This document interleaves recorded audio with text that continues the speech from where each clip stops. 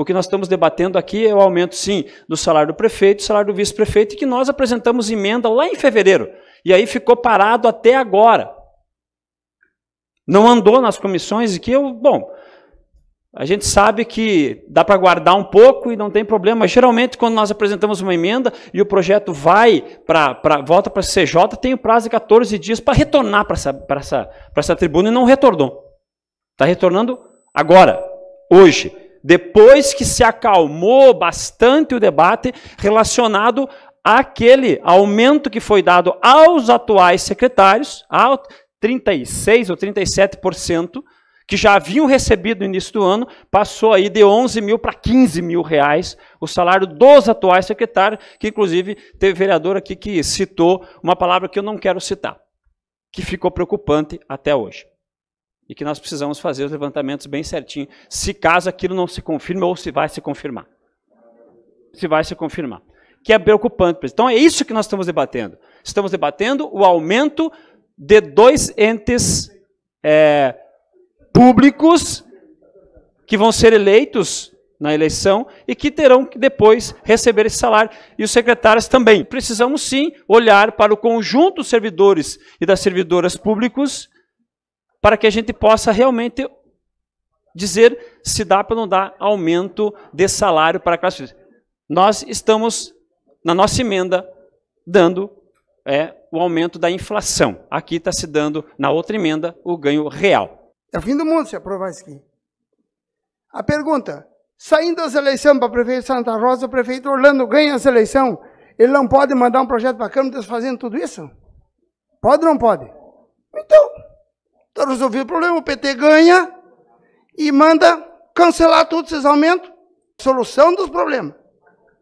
Pode? Entendeu? Então, fica tranquilo.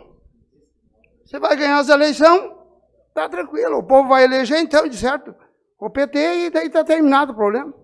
Pasmem.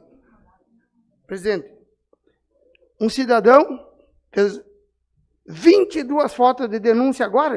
Esse cara aqui tem que trabalhar de assessor de vereador. Por quê? Porque olha as fotos que ele mandou para cá, é um trabalho excelente. Eu não sei como é que ele fez tudo isso aqui, ó. Todas essas fotos, assim, é matéria que tem que ir para o Ministério Público, porque não tem como apresentar uma matéria dessa para o secretário ir lá fazer. São 22 fotos que ele mandou agora.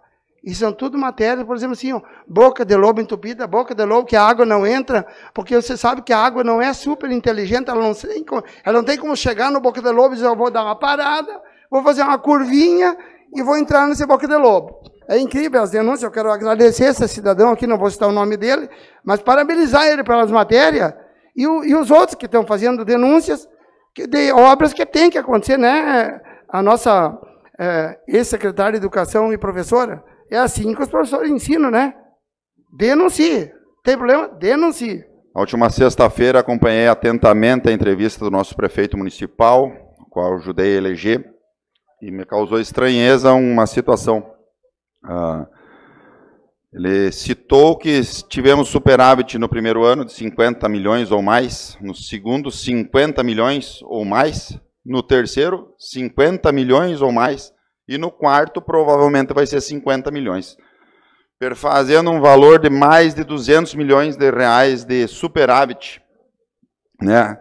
Provavelmente será um requerimento que farei na próxima sessão, para ver quais as áreas que foram poupados os valores, né? E outra coisa, por que peguemos valores emprestados nas instituições bancárias para fazer investimentos se não conseguimos gastar nem o que sobrou nas gestões anteriores, nos anos anteriores? E não vamos nem vencer fazer as licitações, as obras sim necessárias.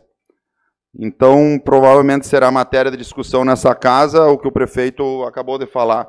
Se isso tudo que ele colocou na emissora na sexta-feira for verdade, parabéns.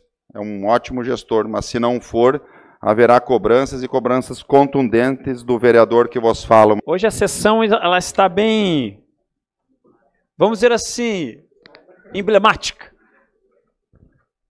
Porque A sessão de hoje nos mostra o tamanho da estrutura midiática do atual governo, vereador Regis.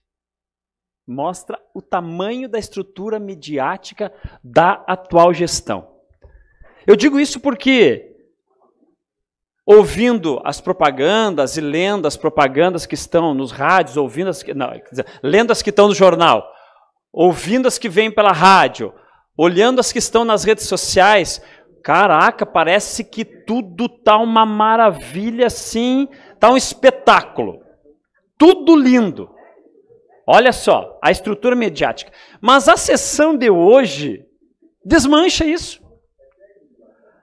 A sessão de hoje mostrou que a coisa está feia. Caro vereador Krieger. Porque isso, vereador Regis, não é dito pelos vereadores da oposição. Não. Dito pelos vereadores da situação. Requerimento sobre a situação precária dos nossos cemitérios. Pedido de recapeamento em várias vias. Eu lembro que eu ouvi aqui Jardim Petrópolis, eu vi aqui pedido de recapeamento da rua de acesso à Candeia, eu vi da Sulina. Requerimento solicitando, inclusive, que foi feito da minha parte, uma solução, ou que nos digam de fato o que está acontecendo, nos asfaltos novos que estão se desmanchando, em alguns trechos. Então mostra, caro vereador, que a propaganda é grande. A questão midiática é gigantesca da atual administração. Mas, de fato, na vida, lá no cotidiano, a coisa está feia. É a Secretaria de Meio Ambiente, ou melhor, o secretário de Meio Ambiente, totalmente ineficiente.